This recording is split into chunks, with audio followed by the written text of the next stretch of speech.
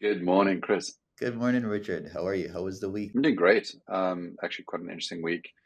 Um, I think I had mentioned that this year we had decided that we were going to spend most of our summer in New England, which Hmm. was kind of a departure from what we normally do. We normally travel to Europe, and so this week specifically, we've been hopping from literally state to state throughout New England. We've finally made ourselves comfortable in Connecticut, where my sister lives. This is actually her office where she writes her novels. You can see she's a very, very organized novelist, and these are the Yes, chapters. So, um, that's awesome. yeah, if anybody needs a really creative content expert to help them create something, edit something, work out a book, then yeah, my sister Samantha Keller is the place to go. She's great Wow, at this stuff. that's awesome. So my week was similarly interesting. I wasn't traveling a lot, but we wrapped up our training with EO, Entrepreneurs Organization. We had an amazing jump start. We ran the digital strategy lab for them this summer. Mhm. And we had 3 weeks of just amazing conversations around Maginative's usage framework, where we got to talk to founders and business leaders across so many different countries. Mm. Super excited to share some of that learning with the audience, but also just amazing news this week around regulation that I am deeply passionate about. And it Mhm. was great to just see the conversation increasing since our last podcast last week, where we were kind of ringing the alarm bells and saying, hey, we need to talk more about this. It was just really good to just see that uptick in conversation this week around regulation. It's a great place to start our conversation. But you said there was one more thing. Oh yeah, I wanted to just point out some new models that came out and some acquisitions, and some Mm. interesting developments on the finance side of things. Like Nvidia Mm. announced that their chips are going to be delayed. Intel had a disastrous earnings report. Their stock is down 50% in the Mm. last 6 months. So you're starting to see some of the warning signs that we have just kind of highlighted over the last couple of months around what was happening in the startup space and the funding space. So lots to talk about today. I'm excited to Mm. dive in. Yeah. I'd love to start with the regulation story. I think, as you just pointed out, this is an area that needs more attention. Everything, there may be reasons to dislike regulation. I think it's obviously a political positioning as well. Those who want government involved, those who don't want government involved. But the Mhm. reality is that everything is regulated. Everything is age gated. Everything has a way to restrict certain access, whether it's cigarettes or cars or alcohol. We've always had regulation, and it's there for a very good reason. We don't want certain people having access to certain things before they're ready.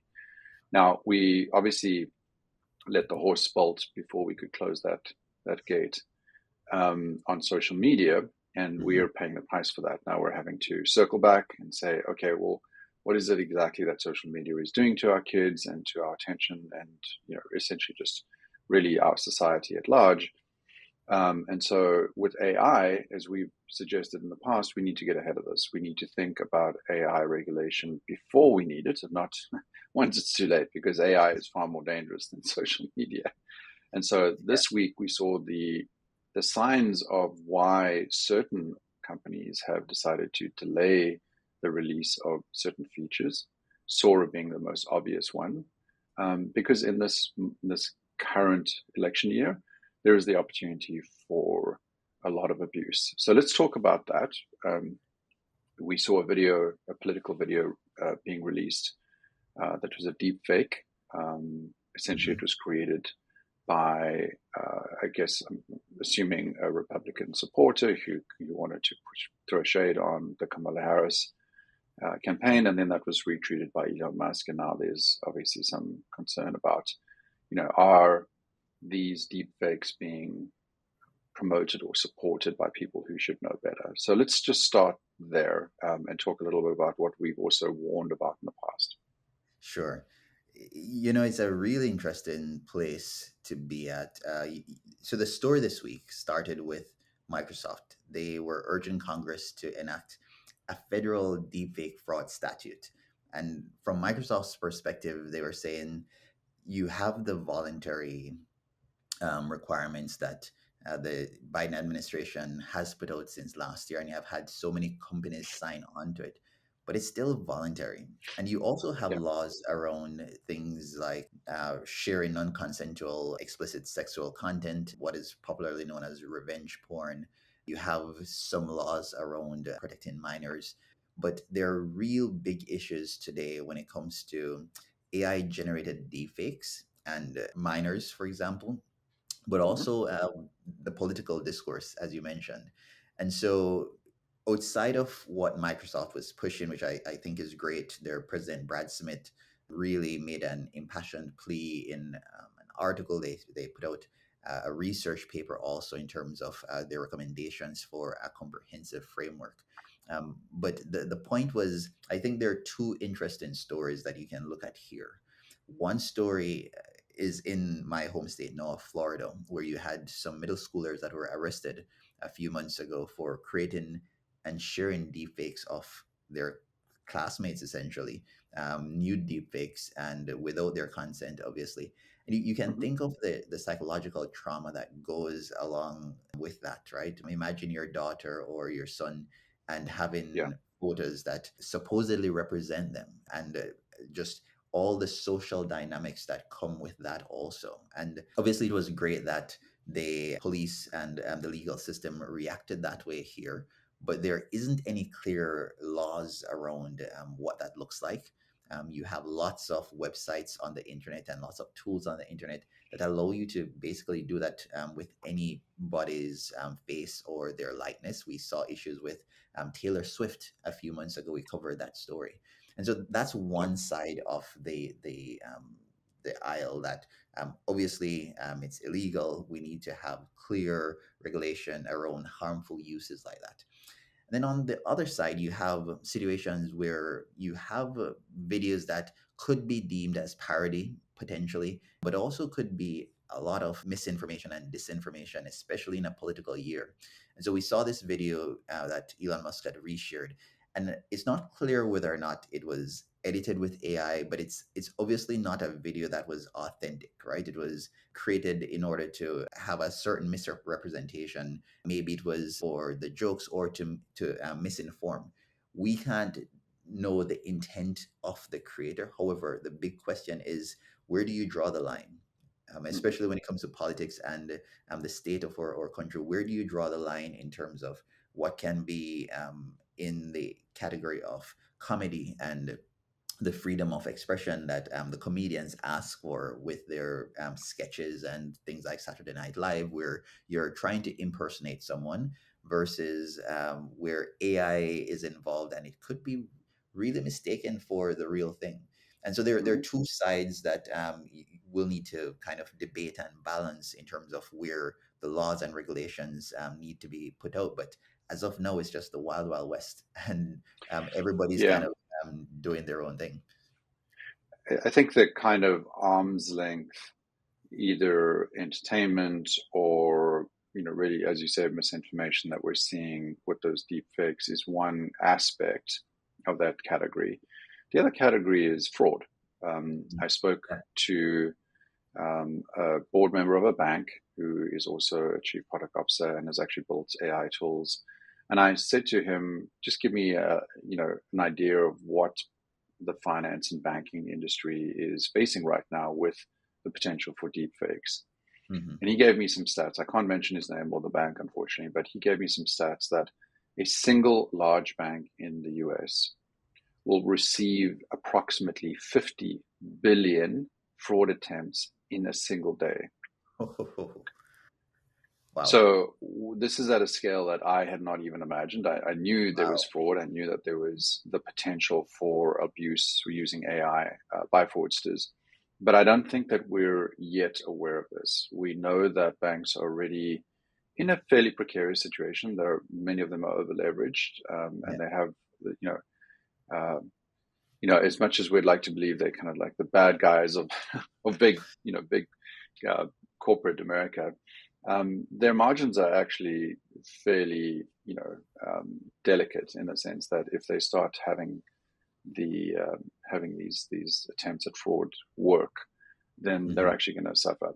And where we start seeing the AI conversation comes in is both, you could have your banker, your personal advisor, your financial advisor reach out to you and say, "Hey, this is me." It could be an audio, it could be a video, and that deepfake could actually get into a chat style conversation with you.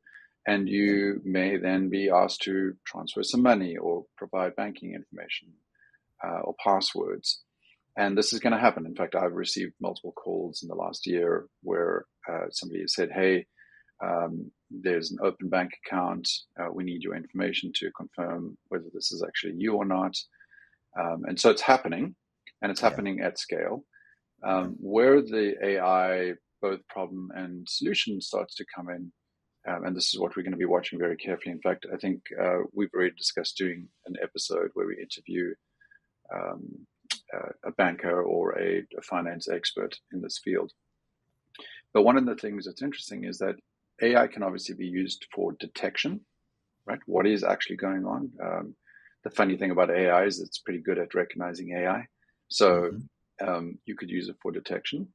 The real problem, of course, is what do you do about that detection? So just being able to flag something and say this is potential fraud doesn't actually mean that it's being dealt with. It just means that we know it's happening. It's kind of like looking up in the sky and saying, well, it looks like a storm, but there's not much you can do about it. Yeah. And so the remediations may or may not come from AI, but the real concern, of course, is going to be workflow. We've discussed this before. We discussed this last week when it came to the SaaS space and how people work with each other. And fundamentally, bankers are in the same situation that a lot of corporations are in, and that is the different divisions or groups or departments within a bank don't talk to each other. Hmm. And so if detection happens in the commercial sector or their department, how does then the other, the personal finance and the mortgage group find out that that's been flagged so they can actually also provide either protection or remediation for their customers? So this is going to be interesting. I think the story here is that AI is essentially exposing our weaknesses that are already there. So it's Yeah. essentially telling us this is where the gaps are, this is where the flaws in our workflow is, and AI is really going to amplify those flaws. They're going to amplify those gaps, and we're going to see more attempts, brute force, and also very specific deepfake type of attempts at fraud. And then we're also going to see AI being used as a measure to protect that. So, really interesting conversation. I don't think that we can cover all of that in a single episode. We're probably going to have to break it down into different groups and find, cyber experts, cybersecurity experts, banking experts. But I think one thing that you and I can speak to is how we think about this. And I want to bring it back to our usage framework. One of the things that you've been able to do and have successfully been able to teach the EO members is the usage framework. So if you wouldn't mind, just like give us a quick reminder of what the usage framework is, and then maybe we could just start with, the first one, and talk a little bit about that today, and then we can dive deeper into the other aspects in consecutive episodes or following episodes. One of the things I'm going to also do, Richard, I think the question that I'd want to ask, especially kind of just listening to you talk about cybersecurity, I think the question that we'll need to ask is one, where does enforcement occur? Where does the moderation occur? So I do think social media companies have a responsibility to invest heavily in detecting Mm-hmm. AI generated content. Does the responsibility lie with them? And what amount of responsibility? What amount of responsibility lies with the individual? An interesting question that I got from the EO conversations was, well, if you're using AI tools to create content, are you obligated to inform your clients that you're using AI tools? And at what level of usage should you let them know that you're relying on AI tools in your workflow or in your process, right? And so we'll have separate conversations about that, but you can see where we need to be having these conversations as a society, but even as a business, about Yep. what your ethics are, what your policies are, and how transparent you are going to be with the clients that you're serving. So what I'm excited about is that our framework usage It's a flexible AI adoption framework. We developed it last year because we have decades of experience working with digital technologies, working with customers across multiple verticals. And Hmm. we know a thing or two about what works, what doesn't, and how to successfully adopt digital technologies. And so, in one way, AI is like any other digital technology that we have worked with in the past. And in other ways, it's completely unlike anything we have experienced. And so, what we have learned to do with usage is to not just focus on the mechanics of okay, this is what you do, but to give you the mental models that you need as a business owner today, as a business leader, to navigate a space that is changing so quickly that Mm. we can be talking about a technology today, and by the end of the week, it's outdated or it has been updated. And so I love that usage gives you that flexibility to adapt. And so to kind of break it down for the listeners, the acronym USAGE, it stands for understanding, survey, aligning, guiding, and then finally evaluating. And the TLDR, quick 30-second version of it, is that we start by focusing on understanding AI use cases, basically getting literate about what you can do with AI. We survey your business landscape. We talk about how ready and audit your readiness as an organization.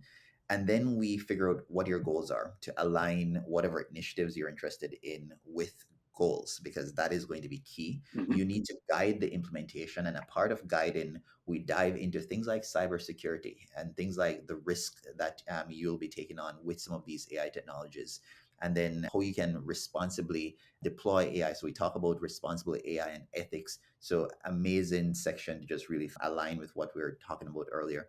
And then finally, we talk Hmm. about evaluating the initiatives, evaluating the goals that you have, and feeding that back into the flywheel of your initiatives so that you can have momentum and you can start Hmm. moving faster. It's an amazing way to just really think through the projects that you want to take on, whether it's internally facing or externally with your customers. I really like it. It of course reminds me of what we had created with design sprints. Design Yes. sprints, of course, being founded or at least connected very deeply to the scientific method. The scientific method is really quite simple in the sense that it's an answer machine. You know, you Mhm. have a question at the beginning or a thesis or a theory.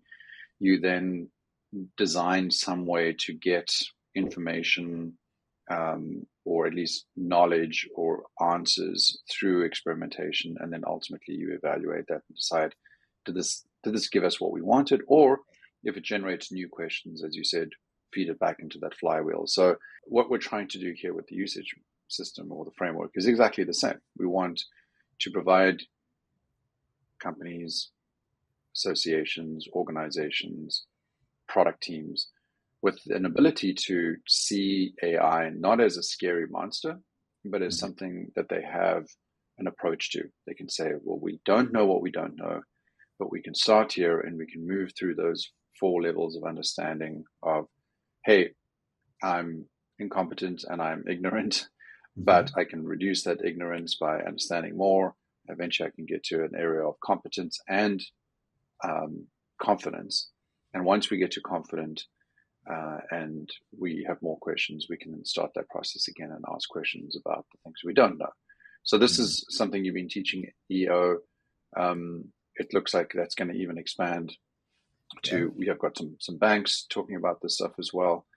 So very interesting. I don't want to spend too much time there, but maybe we can just talk a little bit about the first stage. Like if somebody's watching this and they're thinking, I don't even know where to start. Like, what's maybe like a couple of tactics that they can start with today? Sure. I love that question because it goes to something that I'm very passionate about, and that's AI literacy. I think it's the most important thing you can invest in as an individual, as a business, and collectively as a society. This is critical. We've Mm, seen lack of health literacy did to communities during COVID, and mhm, it was devastating. We've seen what mhm, the lack of financial literacy has done for communities and entire countries. And so mhm, I do think AI is that much more important. And we owe it to ourselves and the future generations to really be thoughtful about the decisions that we make now in this moment, because it will be so impactful. And so when it comes to literacy, just a couple quick tactics. One, we talk about investing in structured learning programs for your teams. I think one of the biggest mistakes that we've seen companies make is to just buy an AI tool or say, hey, we have ChatGPT or we have Copilot, and you think that is enough to empower Hmm. your organization or your team, right? And we see what is called AI tourism, where people will try an AI product and afterwards they'll leave because maybe they don't have proper training, they don't have integrations within existing workflows. And so it's going to be critical that you have structured learning programs. Of course, Maginative provides amazing learning and training solutions. We'll talk about some in person events that we have coming up and that we're planning for next year. I can't wait for those. And we also provide you with information around the news and the most important stories. And I'll give you an example as to why that's important. Let's say you are a company and you're working with an AI model. You started with uh, Chat GPT. Maybe you're using GPT 3.5 in a tool that you built for customers. Well, last week, OpenAI released GPT 4.0 Mini. That is Hmm. an 800% reduction in the cost for your API inquiries. And so just knowing that you can update your model to a much cheaper model will save you like actual money within your business, right? Or this week you had the AI Act in EU go into effect, and Hmm. being aware of the updated regulations, again, that's going to have actual impact on your business. And so just having access to a trusted resource that you can quickly go to, you can get a digest at the end of the week to say, hey, these are the most important stories as a business that you may want to be focused on or that you may want to check out. I think it's key, and providing resources for your employees, providing dedicated learning time also, where you say, hey, maybe it's learning Fridays. We talk about making it fun to share and to create a culture of experimentation and learning. So when it comes to starting, understanding is where we start, and we talk about investing in AI literacy and starting there so that you can have that foundational baseline, that you can have conversations internally around what your goals are, and then moving on to surveying what your capabilities are, and then ultimately deciding on the initiatives that align with your goals. Cool. So over the next couple of weeks, we'll dive into each of these things. We'll talk about the tactics and the strategies that we're seeing employed, and talk a little bit about the examples that you've identified and that we see in the marketplace, both with our customers and in large. Should we shift the conversation? I know that there's more to talk about in terms of the news. Sure. So when it comes to the other story around regulation that I wanted to touch on this week, basically OpenAI announced on X, Sam Altman said that they're in essence going to be giving the government early access to their next foundation model. And Hmm. I want to be very careful here because I think the words were chosen to be very precise, and I don't want to misrepresent that. So they have been working with the US AI Safety Institute on an agreement. So it doesn't seem as if anything is fixed as yet, but the intent is that they will be working with some sort of federal regulator to just give them access. Again, everything right now in the US is voluntary. There are no requirements, unlike other countries like China, where models have to be approved. They're Hmm. simply saying they're going to be given access to this body, and they're also going to be working together to explore things like safety. How do you test the safety of the Right. models, etc. And so I thought that was a very important development, especially given what we said last week about Meta releasing an open weights model into the public that was at GPT-4 class, and what Hmm. that means for the future with more capable models. You have companies just releasing them without some sort of oversight. So I think it's really great that you're seeing this sort of public private collaboration happening. I think it's going to be important from a regulatory standpoint. But of course, we have to be aware that, for full disclosure, Sam Altman sits on the board of one of the national AI safety regulation boards for the country. They have also been endorsing bills in Congress. This week, they endorsed, I think, two or three different bills. And so you have to worry about regulatory capture with the bigger companies that are trying to basically make it harder for startups to come in because of all the regulation. And so we certainly have to look at it both from the safety lens, but also Mhm. from the risk of regulatory capture that might be happening with the Microsofts and the Open AIs of the world versus open source models or other smaller startups. Yeah, and we've seen this before. Obviously, I think pharmaceuticals is probably the one area where we've seen this play out. Is that having influences or having those kinds of regulatory board seats or even just advisory positions can ultimately lead to regulation or laws or whatever the case may be. We saw what happened with certain kinds of drugs, like the Hmm. ones that Purdue was producing, where they actually had an FDA person sitting within that organization helping them provide regulation. And then ultimately that person came to work for the company. So there's just like a lot of, good examples of how this can go wrong. And I think we need some, yeah, we definitely need some oversight. I think if you and I can continue to poke this bear, hopefully it'll bring some attention. Exactly, exactly. So overall, a big week for regulation. A lot of conversations that are happening around, as we said, the models and just looking at risk around the models. Conversations that are happening around deepfakes, especially as we get closer to the election. And if there's one thing I'd recommend that you read, we have some great stories on Maginative.com covering it, especially the one where we're highlighting Brad Smith's message and Mm-hmm. their work on the protecting the public from abusive AI generated content. I think it's well worth the read for anyone that is really interested in staying on top of the issues. And also maybe an opportunity for the legal industry to get smart about this kind of stuff and find out, what they need to know about AI. I can't imagine, based on my experience with lawyers, that they actually are going to be, leaning into technology because they tend to be a little late to the game. So, yeah, this is a call to action for any lawyer out there that wants to build a great career.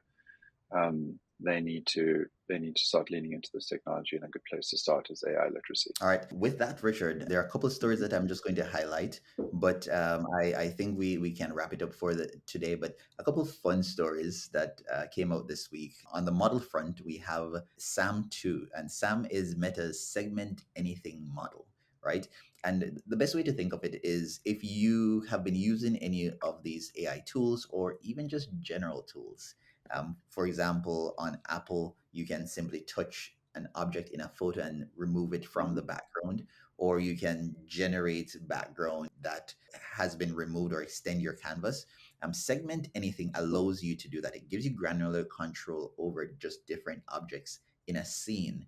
And with the new model, Meta has expanded that to video. And so you can imagine a lot of the video editing tools in the future will allow you to basically do automated rotoscoping and being able to track objects that are moving.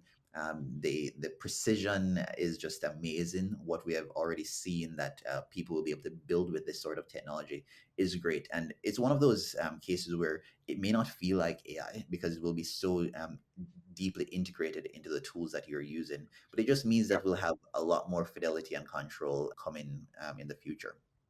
Um, Maybe I can use it to remove my love handles at the end of the summer. we can only hope. I'm sure we'll all be hoping to do something like that. And then there was this interesting story, two parts. Last year, Meta came out with these celebrity avatars where they had celebrities that were given their likeness to some AI avatars and they paid them Right. a lot of money for them. Well, they've scrapped As that they project. should. Yes, they should, right? But Yeah. they've scrapped that project. So they've gotten rid of the celebrity avatars and they have moved on to, I think of this as phase two, which is something they had announced last year. But anyone now can use Meta's AI Studio and create their own AI avatar. And Mm-hmm.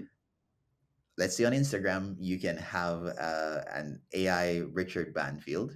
and Hmm. that AI can respond to your followers. If they ask a question, it can automatically send a response to them, and interact with them and almost represent you. And so my question to you is this: how do you feel about that as a creator? You have a lot of followers on Instagram that love your work. How do you feel about that? How do you think companies should think about venturing Mm. into that space?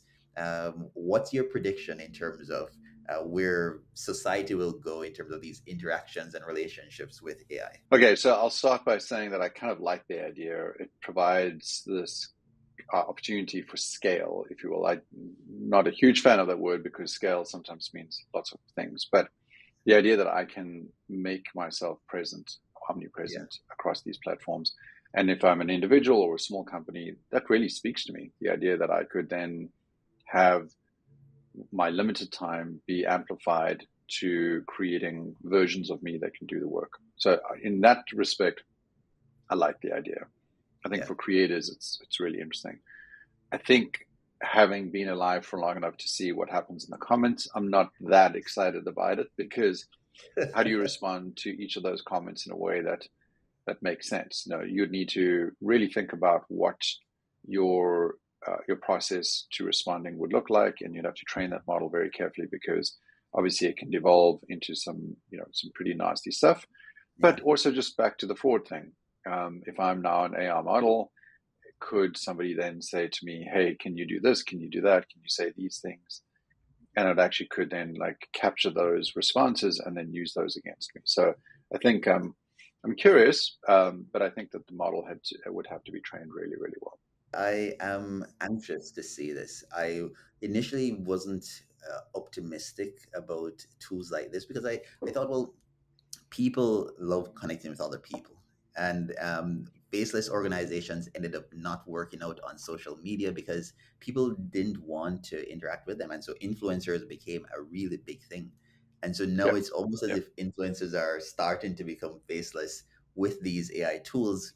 Faceless, it has your face and your likeness, but what does that mean? So I'm yeah. excited to see how it works out, but absolutely excited about the technology, and I'm certainly going to be trying it. I have to. I'll You see. do. I'll see what it works out. But overall, we encourage you again to just stay updated with these breakthroughs. Check out the technologies. The last thing I'll ask you to do, Richard, is to kind of just tease some of the work that we're doing with our in-person events that are coming up. That we're super excited to invite just as a select few people to join us for. Yeah. As we've deepened our relationship with AI literacy, what we've noticed is that leaders and executives need a lot more hand holding in terms of how they're going to get there. They need an environment in which they can have, how should we say, in more intimate conversations about what they're going to do, where they can be vulnerable and they can say, look, these are the concerns that I'm going to have to Hmm. be facing over the next couple of years. And this is not something that I want to, a conversation that I would necessarily want to have in an open forum. So we're taking a lot of the knowledge that we've gained from doing this in the past. I have actually worked with companies like Adobe to run these executive retreats in places like the south of France and Spain and all over the US with partners in the past. In this case, you and I will be hosting these intimate events in places like Spain and also domestically. We're thinking that we'd probably have reasonably small groups. These would maybe range from 10 to 30 people. They would be in interesting locations, and that's important because we believe that physical environment and also the experiential environment in which we place ourselves will lead to greater learning opportunities and also, more significantly, connections to other peers that are facing similar challenges. So you won't just be an island trying to Yep. deal with these problems. You'll be connected to other lovely, interesting human beings. We'll spend a lot of time curating the right group of people, and then you'll have the opportunity to both speak about these problems, figure them out with this group, with our using our usage framework as well, and then also make new friends and new connections in your respective fields. We're doing an exploratory event this year, and we'll be announcing that if we need to. We may not need to because it looks like we've already got a full composite of people. And then we'll also be discussing some domestic events. So we're thinking that we'll probably do about 8 to 10 events a year. These, again, will be relatively small, invitation only for now. We may start to receive applications in the near future. So if you want to reach out, if you feel that you or your company would be ideal for this type of event, let us know, and we can certainly curate something around those specific needs. Awesome. Thank you. I am super excited. I can't wait. I love in person learning experiences and sharing these moments together. Well, you know the drill if you have been here. Thank you so much for checking out our podcast this week. Head on over to Maginative.com to see all the stories that we covered. Like and subscribe on the podcast if you're on YouTube. It means a lot just for engagement. And we want to spread the word about the videos we're putting out and the technologies that we're covering. So do your part in spreading AI literacy. But until next week, have a good one. One love. Bye.